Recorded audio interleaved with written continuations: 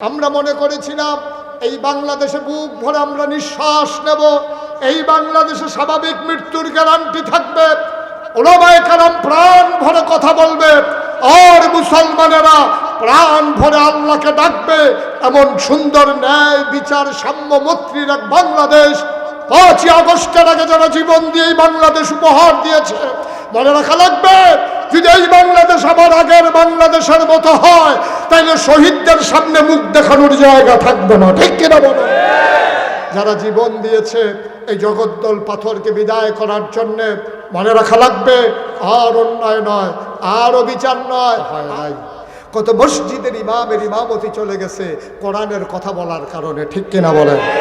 কত মসজিদের আলেম ওলামা পীর মাশায়েখকে মঞ্চ থেকে বেয়াজ্জতি করে নামিয়ে দেওয়া হয়েছে কোরআনের কথা বলার কারণে, ঠিক কিনা বলেন?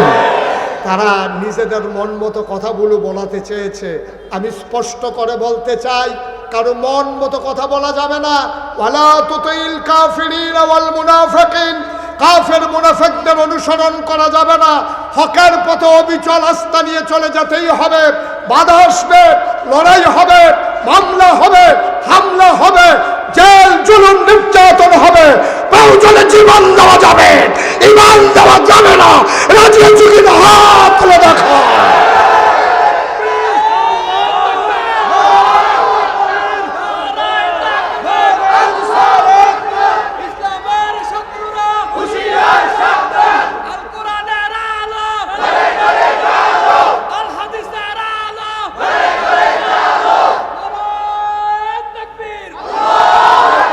সবাই পড়ে না আমিন, জোরে পড়ে না আমিন।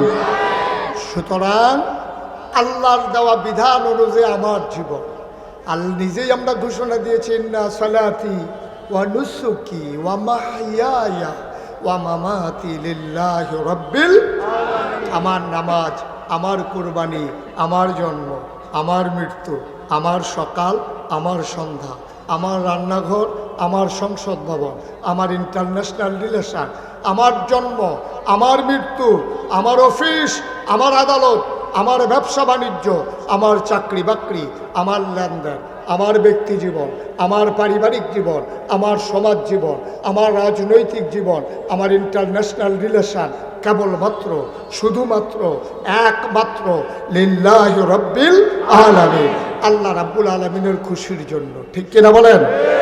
না তার খুশির জন্য, আপ্পার খুশির জন্য, পীরের খুশির জন্য, ইমামের খুশির জন্য, কেবলমাত্র কার খুশির জন্য? তো আল্লাহ যদি খুশি হয়ে যান, মানলাহুল মাওলা ফালাহুল কুল, যার জন্য রব তার হয়ে যাবে সব, ঠিক কিনা কর? তো যিনি আমাদের রব তিনি কে? তিনি আমাদের রব, তিনি আমাদের সব। মুসলমান মন দিয়ে শুনো রে ভাই, আল্লাহর নবী আপোষ করলে পারতেন। তৎকালীন জমানায় কাফের সরদারেরা নবীরে বারবার নানানভাবে তাদের দলে নিতে চেয়েছে। প্রথমত তার টিটকারি মেরেছে, মস্কারা করেছে, পাগল বলেছে, বিনোদনে বলেছে। যখন দেখা গেল প্রতিহত করা গেল না, ওরা নবীর উপরে শারীরিক নির্যাতন করতে শুরু করলো। ২১ বারের উপরে শুধু আবু জেহেল আমার নবীর উপরে শারীরিক আক্রমণ করলো। উটেন নারী বুড়ি চাপিয়ে দিল, তাকে চাদর দিয়ে নবীর গলার ভিতরে পেঁচ মারল, নবীরে আঘাত করতে চাইল, মেরে ফেলতে চাইল। ও মুসলমান, দীর্ঘ ১৩টা বছর মক্কায় একটা সেকেন্ড নবীকে স্বস্তিতে থাকতে দেন নাই, নবীকে আরামে থাকতে দেন নাই। নবীর উপরে নির্যাতন আর নির্যাতন। আল্লাহর নবী বুঝে নিলেন এই মক্কা বোধহয় আমার জন্য অনুকূল না। তারপরেও তিনি ছেড়ে পালিয়ে যান নাই, কথা বলা বন্ধ করে দেন নাই, মানুষকে দিনের পথে ডাকা তিনি ছেড়ে দেন নাই।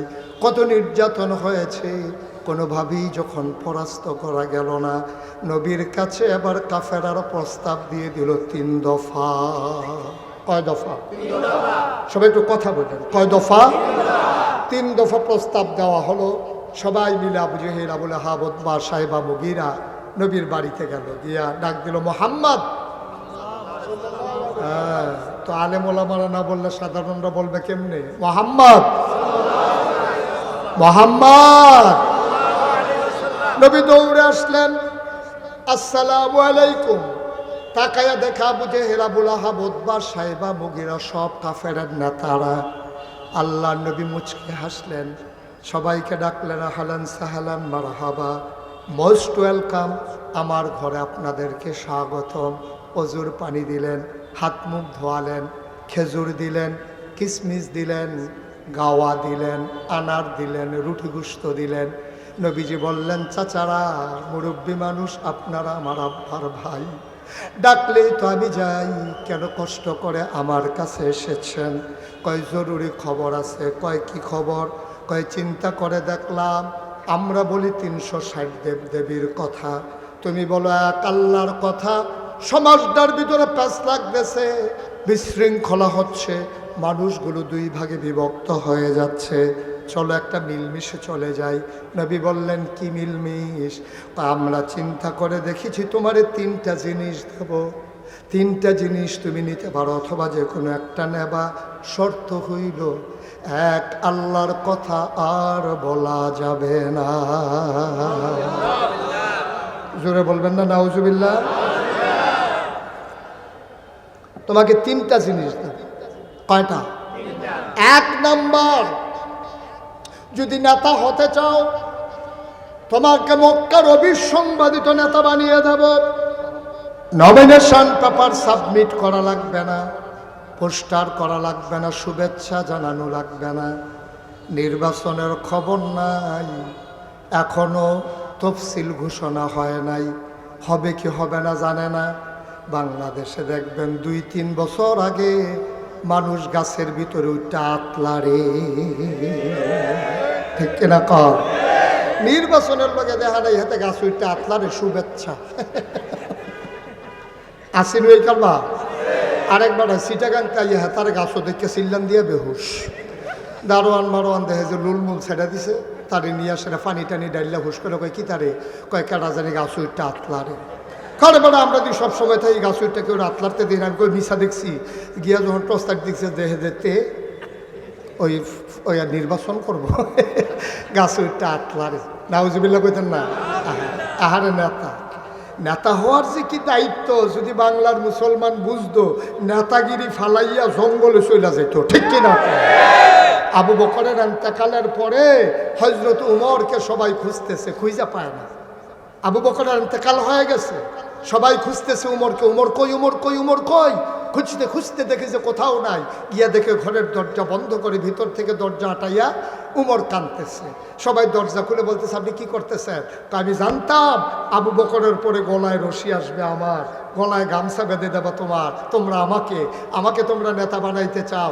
ভাই, আমার বড় ভয়, এই ফুরাত নদীর তীরে উমরের শাসনামলে একটা কুকুর যদি না খেয়ে মারা যায়, সেই দিন কিয়ামতের ময়দানে উমর কি জবাব দেবে, এটা মনে করে আমি আর খলিফা হতে চাই না। সুবহানাল্লাহ বল।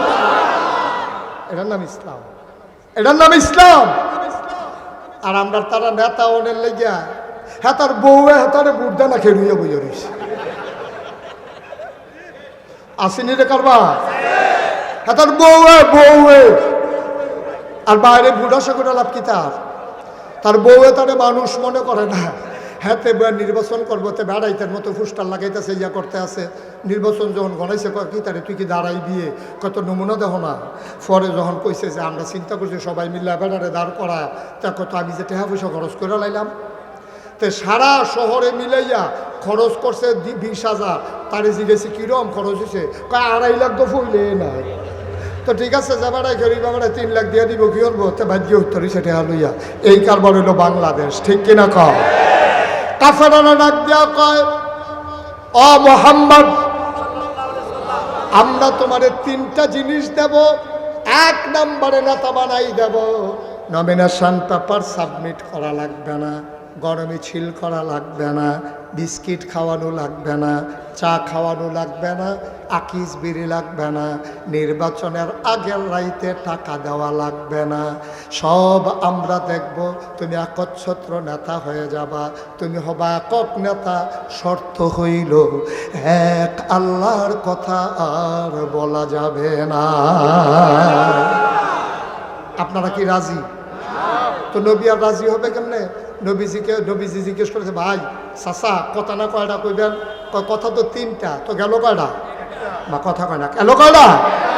2 নাম্বার, টাকা চাও, টাকা দেব, কাবার সামনে বস্তায় ভরে টাকা জমা করে রেখে দেব, যত টাকা মন চায় নিয়ে যাবা, কোনো বাধা নাই, কোনো কষ্ট নাই, যত টাকা লাগে নিয়ে যাবা।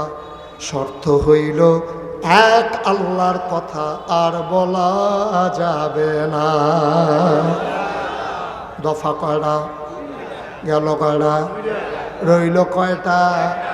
3 নাম্বার, সুন্দরী ষোড়শী কুমারী যুবতী কন্যা চাও, যতজন মন চায় বিয়ে করবা, নাকের ফুল লাগবে না, কানের দুল লাগবে না, গলার মালা, হাতের বালা, বেনারসি কাথান লাগবে না, ওই মেয়ের বাবারে লুঙ্গি দেওয়া লাগবে না, মেয়ের মা, নানি, মামি, খালাদেরকে বেবাইরা কাপড় দেওয়া লাগবে না, শালাশালিরে হাফ প্যান্ট 3 পিস দেওয়া লাগবে না, যতজন মন চায় বিয়ে করবা। শর্ত হইল এক আল্লাহর কথা আর বলা যাবে না। কয় দফা? কয় দফা? বলা যখন শেষ, নবী বললেন, চাচারা কথা কি শেষ? কয় হ, কথা শেষ। কয় এবার কি আমার বলার পালা? কয় হ, তুমি মতামত দিয়ে দাও। আল্লাহর নবী ডাক দেয়া কয়, চাচা যেই 3টা বলেছেন ইচ্ছে করলে আপনারা দিতে পারবেন, কিন্তু আমি যা দিতে পারবেন না, যেই জিনিসগুলো আপনারা দিতে পারবেন না, আমরা দিতে পারি না এমন কোনো জিনিস আছে নাকি? কয় যেই জিনিসগুলো আপনারা দিতে পারবেন না, কয় কি চাও বলো, আমরা দিতে পারবো না। কয় যদি ডান হাতে সূর্য দেন, বাম হাতে যদি চন্দ্র দেন, খোদার কসম জানি পারবেন না। ডান হাতে সূর্য দেওয়া যাবে, বাম হাতে চন্দ্র দেওয়া যাবে, এক আল্লাহর পথ থেকে এই গোলামকে চুল পরিমাণ সরানো যাবে না, যাবে না, যাবে না, ঠিক কিনা? নবীও তো আপোষ করলে পারতেন। আমরা তারারে ধর্মপুরে কাকিস বিড়ি ধরাই দিলে আটাইয়া কান্দির ফার নাম যায়, ঠিক নি রে? নির্বাচনের আগে রাইতে 500 টাকা দিলে হাতে বাপ বেড়াইয়া বদলাই যায়, ঠিক কিনা? কথা যেটা মনে পড়ছে এটা কি কইলে তা যে বাপ বদলাই কেমনে? আমি যদি এখন এখানে এই মাহফিলে একজনটা আব্বা তুল্লা গালি দেই, আপনি কইবেন যে হুজুর আপনার সম্মান করি, আপনি ফিরসাব মানুষ, বাপ লইয়া গালি দিয়ে না সহ্য না কইলাম, ও বা কোন সময় কি কইরা লাই কোন যেত না, ঠিকই তো আছে। আব্বারে নিয়ে গালি দিলে সন্তানের কলজাত যদি না লাগে তাহলে এটা কি সন্তান? আমি আপনার আব্বারে নিয়ে গালি দিলে আপনার কলজাত লাগে, তা আপনি যে জাল বুট দিতেন গিয়া নিজের আব্বার নাম কুদ্দুস কইলেন যে আলমগীর, কেউ? আমি বাপ তুল্লা গালি এনা দিসলাম, আর আপনি যে বাপ বদলাই লইলেন, কুদ্দুচ্চার ফুট আছে কইলেন আলমগীরের ফুট, সেটা কিতা করো? আমরার মহিলা যারা তারা সাইকা কইতাছে ধরছে আর যে বেড়াইতে বেরিয়ে বালা বেরিয়েতে জামাই বাড়াইয়া বদলাইয়া বুট দিয়া ইয়ে পড়ছে না।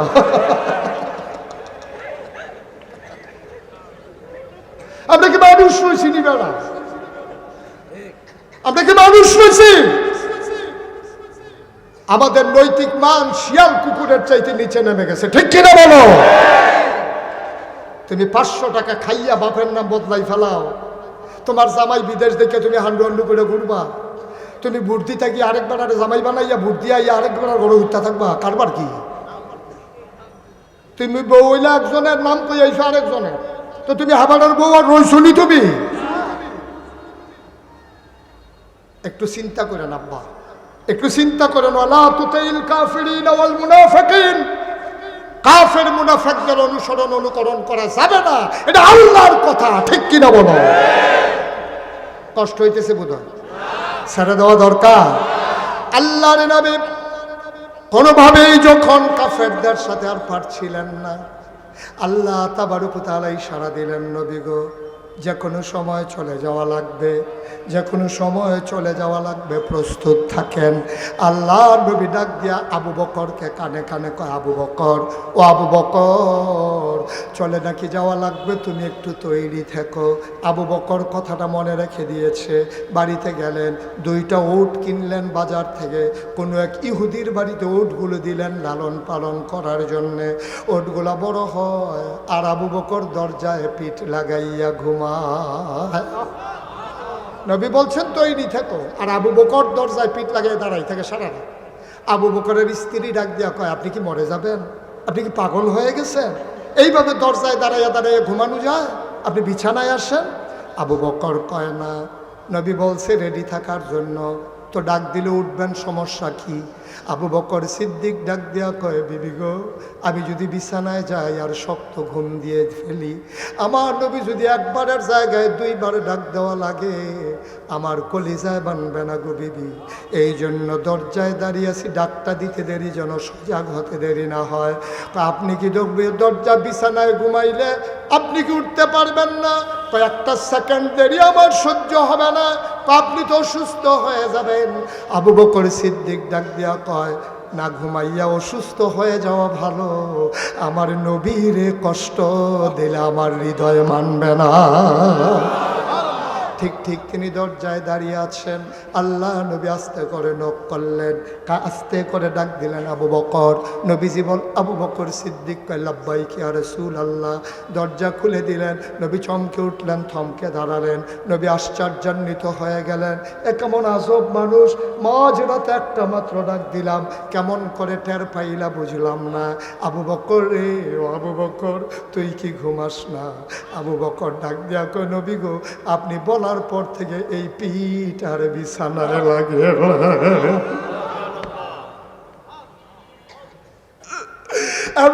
ইসলাম আসে নাই, ইসলাম পাও নাই। ইসলামকে কোনো দিনের সাথে সম্পৃক্ত করা যাবে না। আমরা মনে করি 12ই রবিউল আউয়াল আসলে একটা মিছিল বার করলাম, সবাই মিলে জিলাপি খেলাম, ইসলাম বোধহয় শেষ। না ভাই, ইসলাম শেষ না। কোনো দিন, কোনো মাস, দিন, বছর, সারাটা জীবন কোনো দিনের সাথে ইসলাম সম্পর্কিত নয়। ইসলাম গোটা জিন্দেগির সাথে, সকল দিনের সাথে, সকল সময়ের সাথে, সকল কাজের সাথে ইসলামের সম্পর্ক, ঠিক কিনা? আমরা মনে করি বছরে একবার একটা মিছিল বের করলাম, সবাই মিলে কান্দির পার গেলাম, নবীর জীবনী, নবীর ঈদে মিলাদুন নবী পালন করে আমরা সবাই এসে আর নামাজের খবর নাই। আর নামাজের খবর নাকি যেই দিন মিছিল করছে সেই দিন নতুন নাই। মিছিল করে আশেকে রাসূল জীবন ফানি করে লাইতে আছে। আমি নিজে কান্দির পার রামঘাট লাগে রয়েছি, হাতে মিছিল শেষ করে সেরা ব্রিজ একটা ধরাইছে, মনে হয় যেন ঈদের বার্তাটা লগে লগে যাইতে আছে। আমি যে গেলাম, ভাই আসরের নামাজ, নামাজ আপনার হুজুরটা বেশি বেড়ে গেছেন, আপনার আসর নামাজ এগুলো নবীলে জীবন দিয়া লাইতে আসি নামাজ। সে বুঝেই নাই, সে নবীর আশা করে, সে বুঝেই নাই, সে বুঝেই নাই। আরো সহজ করে বলি, হ্যাঁ, একেবারে সহজ, পানির মতো সহজ। এই আপনার 3 ছেলে, এক লোকের 3 ছেলে, বড় 2টা ভালো, এবারে সবাই মিলে মসজিদ কমিটির সভাপতি বানাইছে। সুইটারা নামাজ টামাজ পড়ে না, তো সুইটারে লইয়া অনেক ইমাম সাহেব ইয়া সভাপতি সাহেব, এই যে 8টা 4টা কেড়াইরা পান্ডার থেকে তা নামাজ নাই, নামাজের সময় মসজিদের সামনে দিয়ে আরে সভাপতি সব খুব কষ্ট পাইতে আছে এটারে লইয়া। তো আল্লাহর কাছে কান্তাছে, আল্লাহ ও 3টা ফোলা দিলা, একটার লেগে আমি বেজ্জুত হইতে আছি, তারে কুদুর মর্সা দিয়া ঘুরাই দিলে তো কারবারটা ঘুরতেছে কে তে রাস্তায় রাস্তায় নাইটটা মসজিদে ঢুকা লাইলো, আর ইমাম সাহেব এবারে আমার জিগায় না, কুদুর লাইন করে দাও না আল্লাহ। এই কান্দাকাটি করে প্রত্যেক দিন ডাহারাই করে, তার যেই ঘরতে ঘুমায় এটা আবার টিনের বেড়া। তো এবার আওয়ানের সময় ফজরের টাইমে টিনের বেড়ার ভিতরে একটা টান দিয়া গড়গড়ি গড়গড়ি আওয়াজ করে আরে ফুট নামাজ পড়তে আয়। তো একদিন সেই টাকা, আব্বা আপনি বেশি শুরু করছেন, আপনার লেগে ফজরের টাইমে ঘুমাইতাম পারি না, আপনি আমার বয়সে কি করছেন? চাচারি জিজ্ঞেসতাম, শুনছি সব। তখন আপনি সভাপতি হইয়া আমার জ্বালাইতে আছেন, আমার বয়সে তো আপনি কিতা করছেন সব খবর পাইছি, চাচারতে জিজ্ঞেসলাম। হ্যাঁ বেটা সরবে, আর তারে ডাকও দেয় না, সাইডা দিছে আল্লাহ রাত। আমরা তারা যখন আর পারে না তখন আল্লাহ রাত সারে। 50 টাকা নোটটা যে পড়ে গেছে গা, এবার আধা ঘন্টা লাগাইয়া মোবাইলের লাইট দিয়ে বিচারছে, মোবাইলের চার্জ গেছে গা বাইতে টর্চ লাইট আনছে, সেই টর্চ লাইটের চার্জ গেছে গা বেড়া বেড়ি হবলে ইয়ে বিচারছে, ফজরের আগে দিয়া যাইতে আছে আর কইতাছে আল্লাহর হস্তে দিয়ে গেলাম গা। ফায়না তো দিব, কষ্ট হইতেছে বোধ হয়, নাউজুবিল্লাহ কইতেন না। এখন ওই যে কথাটা বলতেছিলাম, নবীজি আবু বকর সিদ্দিক লইয়া বাড়িছে, বাড়িয়া যাওয়ানোর কথা মদিনার দিকে, উনি গেছে উল্টা দিকে। কত বড় বিজ্ঞানী, কত বড় দার্শনিক, কত বড় সমরবিদ, কত বড় জ্ঞানী মানুষ আমার নবী। ওরা জানে নবীকে খুঁজা না পাইলে মদিনার রাস্তায় খুঁজবে, এই জন্য তিনি হাঁটা দিলেন উল্টা দিকে। 3 দিন তিনি সাউর গুহায় থাকলেন। সাউর গুহার কিনারে যাওয়ার পরে পূর্ব আকাশের সূর্য হাসতেছে, ফকফকা আলু হয়ে যাচ্ছে। আবু বকর সিদ্দিক ডাক দিয়া কয়, ইয়া রাসূলুল্লাহ, সূর্য যদি উঠে যায় তাইলে তো আমরা ধরা পড়ে যাব, এখন কি করা? নবীজি বললেন, নো টেনশন, ওয়ালা তাহিনু ওয়ালা তাহজানু ওয়া আনতুমুল আ'লাউনা ইন কুনতুম মুমিনিন। কোনো পেরেশানি নাই, কোনো চিন্তা নাই, আল্লাহ আছেন। মোমেন যদি হই সফল কাম হবই হব, ঠিক কিনা বলেন? নবীজি গিয়া দেখে সুন্দর একটা গুহা, নবী ঢুকতে চাইলেন। আবু বকর সিদ্দিক বললেন, গুস্তাখি মাফ কর দিজিয়ে, ইয়া রাসূলুল্লাহ আপনি ঢুকবেন, সুবহানাল্লাহ বলবেন না? আল্লাহর নবী কয়, আবু বকর কেন ঢুকব না? কয়, পাহাড়ি গুহা, সাপ থাকতে পারে, বিচ্ছু থাকতে পারে, আপনারে যদি কামড়ে দেয় এই জন্য আপনি আগে ঢুকবেন না, আমি ঢুকবো। আল্লাহ নবী কয়, তোমারে কামড়াবে না, আমারে কামড়াবে। কি মায়া নবীর! আল্লাহ কোরআনে কয়, ফাবিমা রাহমাতিন মিনাল্লাহি লিনতা লাহুম ওয়ালাউ কুনতা ফাজ্জান গালিজাল কলব লানফাদ্দু মিন হাওলিক ফাআফু আনহুম ওয়াস্তাগফির লাহুম ওয়াশাবিরহুম ফিল আমর ফাইজা আযামতা ফাতাওয়াক্কাল আলাল্লাহ ইন্নাল্লাহা ইউহিব্বুল মুতাওয়াক্কিলিন। কি মায়া নবীর! নবী ডাক দেখো, আবু বকর, আমি গুহায় ঢুকলে সাপ কামড়াবে, তুমি ঢুকলে কামড়াবে না। আবু বকর দাঁড়িয়ে গেলেন, চোখের পানি ছেড়ে দিয়ে কাঁদতেছেন। ডাক দিয়া কই, ইয়া রাসূলুল্লাহ, ইয়া হাবিবাল্লাহ, আমি আবু বকর যদি গুহায় ঢুকি, সাপ যদি কামড়ে দেয়, আমি যদি মরে যাই, ইসলামের কোনো ক্ষতি হবে না। নবী গো, আপনার যদি কিচ্ছু হয় তাইলে এই দুনিয়াতে ইসলাম থাকবে না।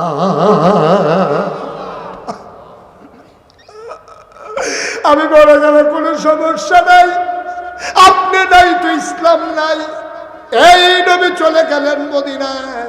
মক্কায় নবীর একটা পাগলা ভক্ত ছিল, আশেকে রাসূল ছিল, তার নাম হইল আব্দুর রহমান ইবনে আউফ। বড় ফ্যাশনেবল মানুষ ছিলেন, অনেক দামি আতর তিনি ব্যবহার করতেন। এত দামি আতর মক্কায় কেউ ব্যবহার করতেন না। একটা পাঞ্জাবি একবারের বেশি তিনি 2 বার গায়ে দিতেন না। এই আব্দুর রহমান ইবনে আউফ তিনি ঘর থেকে বের হলেন। ঘর থেকে বের হয়ে সকালবেলা নবীর ঘরের দরজায় গিয়ে ডাকলেন, আসসালাতু আসসালামু আলাইকা ইয়া রাসূলুল্লাহ। ঘর থেকে একজন কয়, কে ডাকে? নবী তো ঘরে নাই। কয়, নবী গেছে কই? কয়, আমরা বলতে পারবো না কই গেছে।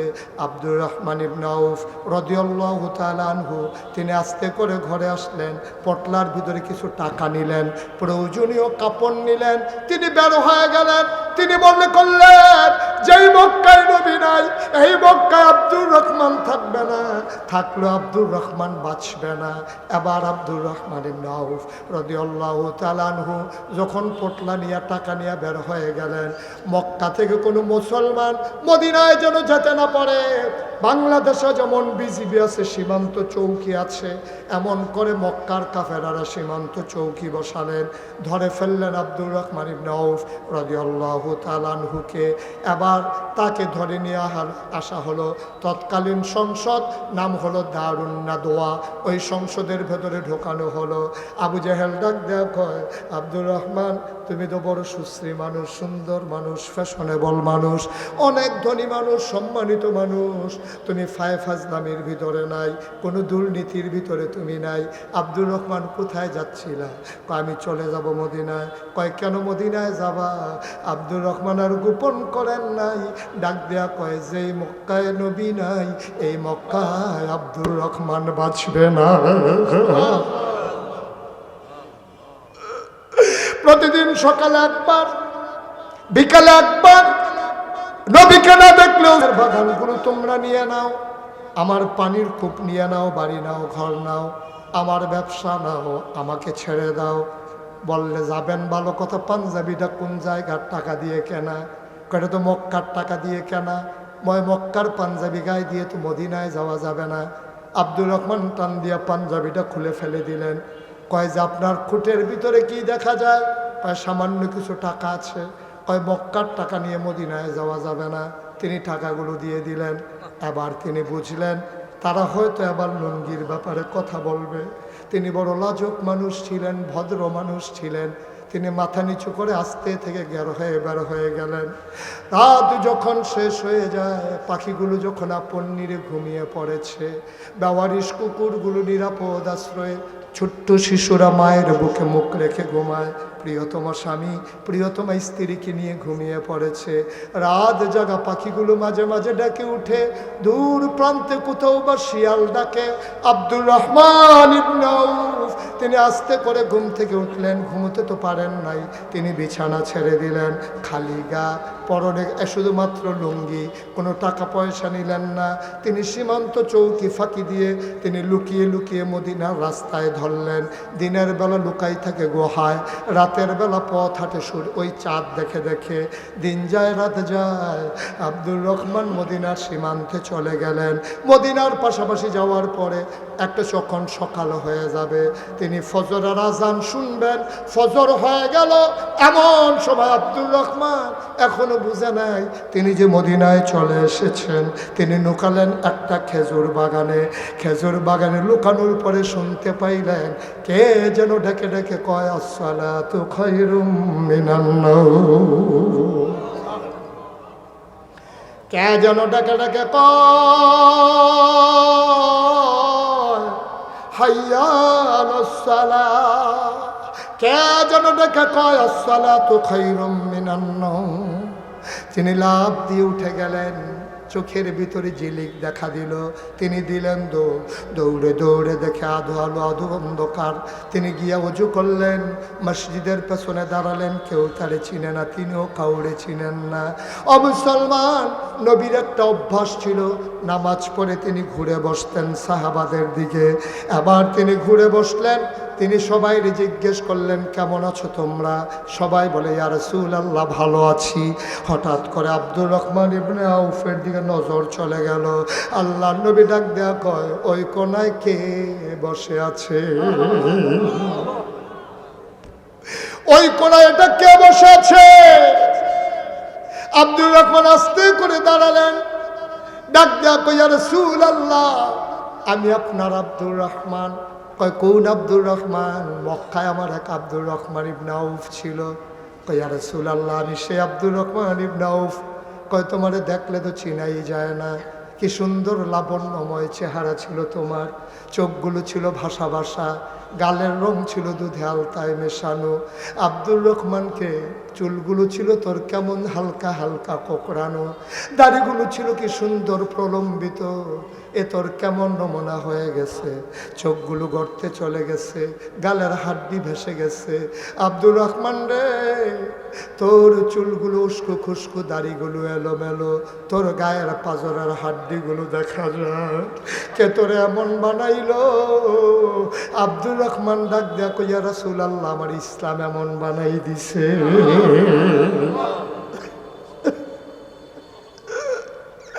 আল্লাহর নবী আব্দুর রহমান আমার কাছে আয়। তিনি মিম্বার থেকে নামলেন, হাত দুটি লম্বা করে বাড়াই দিলেন, সাহাবারা মাঝে দিয়ে রাস্তা করে দিলেন। আব্দুর রহমান মৃদু পায়ে মাথা নিচু করে সামনে আগায়, টপ টপ করে তার চোখের পানিগুলো পড়ে। আল্লাহর নবী হাত বাড়িয়ে দিলেন, আব্দুর রহমান লাফ দিয়া নবীর বুকের মাঝে পড়ে গেলেন। নবী শক্ত করে ধরলেন, আব্দুর রহমানও নবীকে ধরলেন। আব্দুর রহমান নাক ঘষতেছে নবীর বুক মোবারকে, ঘষে ঘষে নবীর গায়ের জান্নাতি গন্ধ নিতেছে।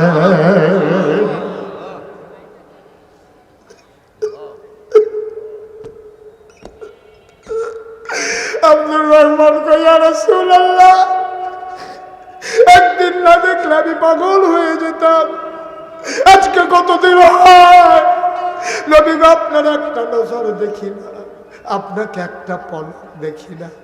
আব্দুর রহমান নবীরে ছাড়ে না, নবী আব্দুর রহমানকে ছাড়ে না। নবীও কান্দে, আব্দুর রহমানও কান্দে। এবার আব্দুর রহমান আস্তে করে নবীকে ছেড়ে দিলেন। আল্লাহর নবী কয়, আব্দুর রহমান তুই তো অনেক শুকিয়ে গেছস। আব্দুর রহমান কয়, বেঁচে তো আছি এখনো তো মরে যাই নাই। ওরা আমার পাঞ্জাবিটা খুলে রেখে দিছে, ওরা আমার টাকাগুলো খালি হাতে ফিরাই নাই। কত বিধবা মায়ের কন্যার বিয়ে দিয়েছি আমি, কত অসহায় মানুষের পাশে দাঁড়িয়েছি, মানুষগুলোর জন্য কত কষ্ট করেছি। আর এই মানুষগুলো আজকে আমাকে তাড়িয়ে দিল। আমার অপরাধটা কি নবী? আমি কি কারো জুলুম করেছিলাম, অন্যায় করেছিলাম? আমার অপরাধটা কি ছিল? আল্লাহ নবী আব্দুর রহমানের দিকে তাকাইয়া চোখের পানি ছেড়ে দিলেন। আব্দুর রহমান রে, তুই মক্কা ছেড়ে মদিনায় চলে আসছস। আমারও তো বাড়ি মক্কায়, আমার জন্ম মক্কায়, আমার শৈশব মক্কায়, আমার কৈশোর মক্কায়, আমার তারুণ্য মক্কায়, আমার যৌবন মক্কায়। আমি বিয়ে করলাম মক্কায়, নিজের বাড়ি মক্কায়, শ্বশুর বাড়ি মক্কায়, মেয়ে বিয়ে দিলাম মক্কায়, বেয়ার বাড়ি মক্কায়, মেল দরবার করলাম মক্কায়, ব্যবসা করলাম মক্কায়, লেনদেন করলাম মক্কায়, সব আমার মক্কায়। আমি থাকতে পারলাম না মক্কায়। আমিও তো মক্কায় থাকতে পারি নাই। তুই জানতে চাস তোর কি অপরাধ? তোর যে অপরাধ আমারও তো সেই একই অপরাধ। আমরা তো সবাই সম অপরাধী, আমাদের কারো আলাদা কোনো অপরাধ নাই। ইয়া রাসূলুল্লাহ, আমি কি অপরাধ করেছি? আল্লাহর নবী ডাক ডাক, আব্দুর রহমান তোর দুনিয়াবি কোনো অপরাধ নাই, তোর অপরাধ শুধু একটা। ওয়ামা নাকামু মিনহুম ইল্লা আইয়ুমিনু বিল্লাহিল আজিজিল হামিদ। আমাদের সবার একটাই অপরাধ, আমরা মহাপরাক্রমশালী এক আল্লাহর উপরে ঈমান এনেছি, ঠিক কিনা?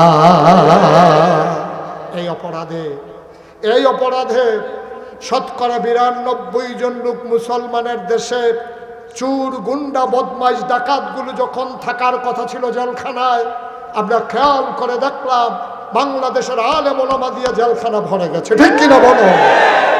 যেখানে বদমাইশ চুর ডাকাতেরা জেলখানায় থাকার কথা, সেখানে জেলখানায় স্থান পেল আলেম ওলামারা। মিথ্যা ট্রাইব্যুনাল সাজাইয়া, মিথ্যা সাক্ষী বানাইয়া আল্লাহর জমিনে আল্লাহর দিন যারা কায়েম করতে চায়, অন্যায় ভাবে তাদেরকে ফাঁসি কাস্টে ঝুলানো হয়েছে, ঠিক কিনা বলো? আমরা খেয়াল করে দেখেছি, মৃত্যু তো অনেক ভালো জিনিস। একদিন মৃত্যুর পরে তার আত্মীয় স্বজন মানুষটাকে ভুলে যায়, কিন্তু যেই মানুষটাকে গুম করা হলো তার মা জানে না এই সন্তান কি বেঁচে আছে না মরে আছে।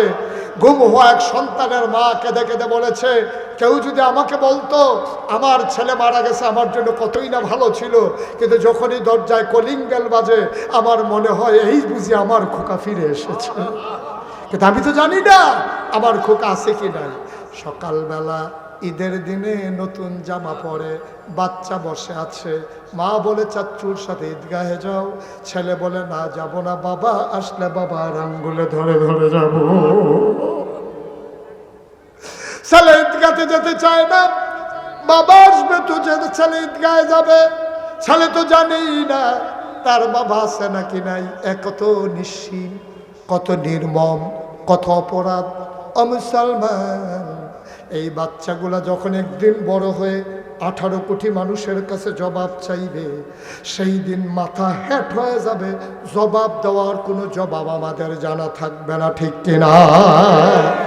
যেই বাচ্চা বাবা আছে না নাই জানে না, একে এতিম হয়ে যাওয়া ভালো। যে বাবা মরে গেছে কিছু করার নাই, কিন্তু সে জানে না আছে না নাই, এটা জানেই না।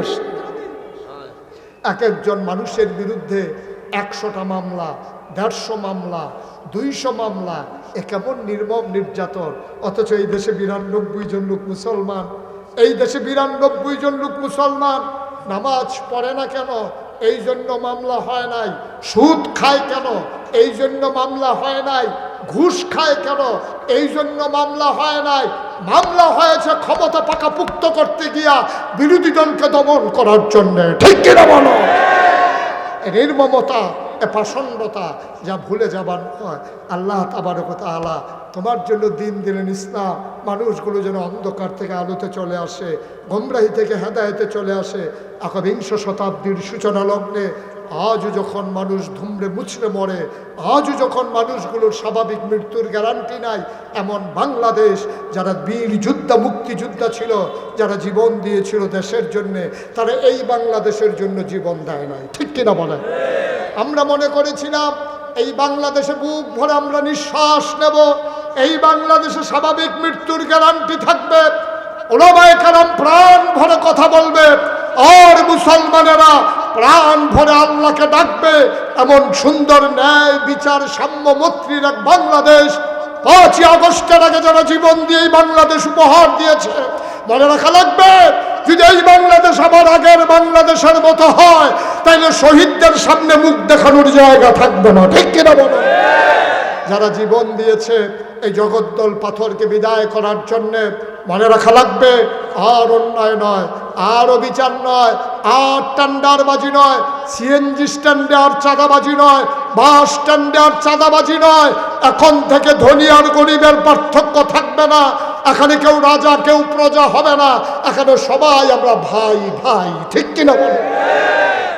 সবাই আমরা ভাই ভাই হয়ে আমাদের জিন্দেগি কাটাতে চাই, এমন করে আমাদের সুন্দর এই পৃথিবী এই ধরনের সাজাতে চাই। বন্ধুগণ, এজন্য যার যার জায়গা থেকে সে কাজে লাগানো। আমি নাগাইশের পীর সাহেব, আমি আমার ক্ষেত্রে কাজ করব। আমাদের বেলাল চিশতি ভাই, তিনি একটা মসজিদের খতিব, এই কথাগুলো বুঝিয়ে বুঝিয়ে মসজিদের মুসল্লিদেরকে তিনি ওইভাবে কাজে লাগাবেন।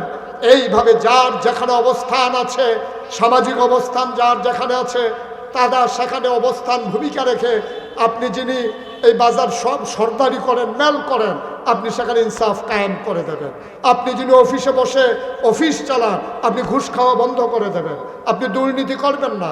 আপনি কন্ট্রাক্টারি করেন, আপত্তি নাই, কিন্তু রডের বদলে বাঁশ দিবেন, ঠিক কিনা বলেন? আপনি কন্ট্রাক্টারি করেন, আমার কোনো আপত্তি নাই, কিন্তু রডের বদলে বাঁশ দেওয়া যাবে না। এই বাংলাদেশকে সুন্দর সুন্দর সোনার বাংলায় আমরা পরিণত করে দিতে চাই। এই লক্ষ্যে বরাবর আলেম ওলামা কাজ করেছে।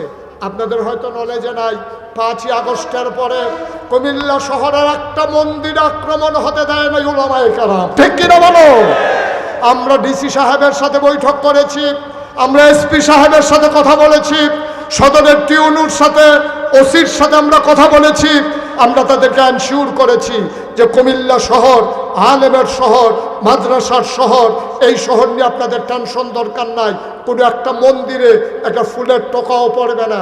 আমরা মন্দিরগুলো ভিজিট করেছি, আমরা মন্দিরে মন্দিরে পুরোহিতদেরকে আমরা এনশিওর করেছি আপনারা আমাদের ভাই, আপনাদের উপরে কেউ আঘাত করবে না।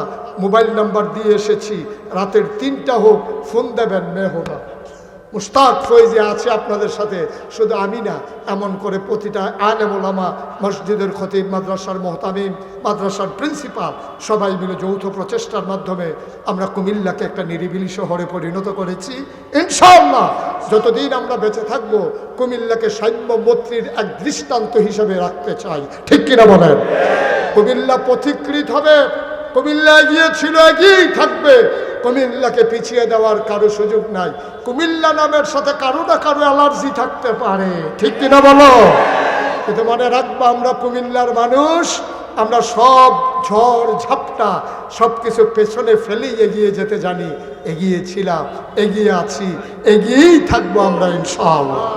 বন্ধুগণ, আপনারা জানেন যে আমার নামের সাথে আমার বাসা কিন্তু আপনাদের পাশে, আমি কিন্তু আপনাদের প্রতিবেশী। অশোকতলায় আমার বাসা। আমি এদিক দিয়ে অনেক সময় আসা যাওয়া করি, হয়তো তখন আপনারা বুঝেন না এই ডে যে হেইডা, হয়তো তখন বুঝেন না আর কি, মনে করছেন কোনটা জানি কোনটা, হ্যাঁ এই ডে হেইডা আর কি। হ্যাঁ, আপনারা দেখেছেন মুশতাক ফয়েজি পীর সাহেব, আমি কিন্তু পীর হতে চাই নাই। আল্লাহ তাবারক ওয়া তাআলা কাঁধে দায়িত্ব দিয়েছেন। আমার দরবারে যারা গিয়েছেন দেখেছেন 18 একর জায়গার উপর আমার কমপ্লেক্স। আমাকে দাওয়াতের জন্য এক গ্রুপ পুরো চলে গেছে। কে কে গেছিল? ওই যে অনেকে মিলে আমাকে দাওয়াতের জন্য গেছে, তারা দেখে আসছে। আমার দরবারে 10টা প্রতিষ্ঠান, একটা খানকা, একটা দাখিল মাদ্রাসা, একটা নুরানি মাদ্রাসা, একটা হাফিজিয়া মাদ্রাসা, একটা ধাতব্য চিকিৎসালয়, একটা গণপাঠাগার, একটা গবেষণাগার, একটা ছাত্রাবাস, একটা ইয়াতিমখানা, একটা মসজিদ। সোশ্যাল মিডিয়ায় আপনারা দেখেছেন যে আমার একটা দৃষ্টিনন্দন স্থাপত্য শৈলী মণ্ডিত মুসলিম বিশ্বের এক অনন্য নিদর্শন আমার একটা মসজিদের কাজ আমি ধরেছি। এই মসজিদ কিন্তু যেমন তেমন মসজিদ না, এটা নিচতলায় হাসপাতাল, দোতলায় 3 তলায় মসজিদ। পৃথিবীতে কেউ এই পরিকল্পনায় মসজিদ করে নাই। আমার পরিকল্পনা হলো নিচতলায় অসুস্থ মানুষ চিকিৎসা নেবে শরীরের, আর দোতলায় 3 তলায় চিকিৎসা নেবে মনে। সুবহানাল্লাহ বলবেন না? শুধু মসজিদ করার লোক অনেক আছে, কিন্তু হাসপাতাল, ফ্রি হাসপাতাল বাংলাদেশে খুব কম। আমার দুঃখী মানুষেরা চিকিৎসার অভাবে আজকে মারা যাচ্ছে। আমি অজপাড়া গায়ের মানুষ, আমি গ্রামের মানুষ, আপনাদেরও প্রতিবেশী। আমি সেই হাসপাতাল এবং মসজিদ বিনির্মাণে যে প্রাক্কলিত ব্যয় ধরেছি, ওটার ব্যয় হচ্ছে 30 কোটি টাকা। যখন 30 কোটি টাকার এই বাচ্চাদের মসজিদের কাজ ধরা হয়েছে, তখন আমি নিয়ত করেছিলাম আমি মুশতাক ফয়েজি 33 বছর মুশতাক এই বাংলাদেশে মাহফিল করি। প্রতি বছর সারা বছরই আমার মাহফিল থাকে এই বাংলাদেশের বাইরে দেশে। তা আমি নিয়ত করেছি যে 30 কোটি টাকার মসজিদ করব। এই মসজিদ বিনির্মাণে আমি মুশতাক ফয়েজি 1 বছর মাহফিল করে যত টাকা হাদিয়া পাই, পুরা 1 বছরের হাদিয়া আমার মসজিদ আমি দিয়ে দেবো ইনশাআল্লাহ। আমি 25 লক্ষ টাকা দিয়া তারপরে মসজিদের কাজ ধরেছি। 25 লক্ষ টাকা দিয়া আজকে পর্যন্ত মসজিদে খরচ হয়েছে 4 কোটি 19 লক্ষ টাকা। গত কয়েকদিন আগে আমার মাহফিল ছিল ঢাকা গুলশান ঝিলপাড়ে। আমি যখন মসজিদের কথা বলেছি, সবাই মিলে সামান্য সামান্য কিছু কিছু শরিক হয়েছে, গুনে এনে দেখি 1,38,000 টাকা হয়ে গেছে। মারহাবা বলবেন না? সবাই মিলে চেষ্টা করলে দাঁড় করিয়ে ফেলা অতি সহজ। 30 কোটি টাকা কোনো টাকা না, হয়ে যাচ্ছে ইনশাআল্লাহ। কত ভিক্ষা করা মহিলা, কত রিক্সাওয়ালা শ্রমিক জনতা, কতভাবে কত টাকা এখানে হাজির হয়ে গেছে। আল্লাহ যেন কবুল করে, সবাই পড়ে আমিন। আপনারা আমার প্রতিবেশী, আমার নিজের জেলা কুমিল্লার মানুষ। আপনারা এখানে যারা আছেন, আমার এই দৃষ্টিনন্দন মসজিদ বিনির্মাণে অসহায় মানুষের পাশে দাঁড়ানোর জন্যে, চিকিৎসা সেবাকে উন্নত করার জন্যে, চিকিৎসাকে আরও এক ধাপ এগিয়ে নিয়ে যাওয়ার জন্য আমি যে পদক্ষেপ নিয়েছি, আমি বিশ্বাস করি আপনারা আমার সাথে আগেও ছিলেন, এই যাত্রায় আপনারা আমার সাথে থাকবেন ইনশাআল্লাহ। আমি সবার কাছে, বাংলাদেশে একমাত্র পীর সাহেব মুশতাক ফয়েজি যে কোনোদিন মুরিদের কাছে হাত পাইতে টাকা নেয় নাই, কোনোদিন একটা টাকা মুরিদ থেকে নেই নাই। পারলে চেষ্টা করেছি মুরিদকে দেওয়ার জন্যে। আমি করোনার সময় মানুষের ঘরে ঘরে সাহায্য পৌঁছে দিয়েছি। এই যে কয়েকদিন আগে বন্যা গেল, আমি পরিবার থেকে 15 দিন বিচ্ছিন্ন ছিলাম। আমি পানিতে হেঁটে হেঁটে ঘুরে ঘুরে মানুষের কাছে সাহায্য নিয়ে গেছি। ওরা আমাকে দেখে বলতেছে, হুজুর আপনার মতো মানুষ পানিতে নেমে গেছেন, আমাদেরকে দেখতে আসছেন। আমি বললাম, সারা জীবন তো আপনারা আমার মোবাইলে দেখেন, আমারও দেখা দরকার আপনারা কেমন আছেন। আমি দেখার জন্য পানিতে ভেঙে ভেঙে এলাকার মানুষ আমার সাক্ষী। আমার এই মসজিদটার জন্য আমি সবার কাছে আবদার করলাম, আপনি প্রয়োজনে 2টা টাকা দেন, আপনি প্রয়োজনে 5টা টাকা দেন, আপনি 10টা টাকা দেন, আল্লাহ বরকত দেবে ইনশাআল্লাহ। আল্লাহর নবী বলেছেন, মান বানা লিল্লাহি মসজিদান বানাল্লাহু লাহু বাইতান ফিল জান্নাহ। যে দুনিয়াতে মসজিদ বানাবে, আল্লাহ নাকি জান্নাতে তার জন্য ঘর বানাবে। আমি মসজিদের ছাদে উঠে উঠে আকাশের দিকে তাকাইয়া কাঁদি, আল্লাহর কাছে দরখাস্ত দেই, মাওলা ও রব্বে কারীম, এই মসজিদে যারা শরীক হবে তুমি তাদেরকে জান্নাতে ঘর বানাই দিও। যেহেতু এখন এশার নামাজ হবে, এশার পর পর ইনশাআল্লাহ আমাদের দাওয়াতি মেহমান যারা আছেন, অনেকেই আছেন, ইনশাআল্লাহ আলোচনা করবেন। সবাই মিলে আমরা কথা শুনবো। আমার বিরুদ্ধে এই এক অভিযোগ যে মুশতাক ফয়েজি হুজুর ওয়াজ করে গেলে মাহফিল নাকি ভাইয়া যায়। এখন আমারে কি করবে? কই হুজুর রাইতের 12টার সময় আপনি আইবেন। মানে সব ঘুমের তো উঠতেই আমার ওয়াজ শুনবো আর আমার আর ঘুম লাগতো না। মানে মাইডালা মাইডালা ওনার একটা বুদ্ধি আর কি। আবার এই এলাকার যারা যুবক আছো তোমরা একটু দাঁড়াও, এই যারা পারেন এই 1000 2000 5000 100 200 একজন লোকও খালি যাওয়া যাবে না, 2টা টাকা হলেও দেবেন। এটা আমার আবদার, এটা আমার আবদার, আমার প্রাণের আবদার। আল্লাহ কবুল করবে ইনশাআল্লাহ। মসজিদে দেবেন, আমাকে না, আমাকে দেওয়ার দরকার নাই। যারা এখানে যুব নেতা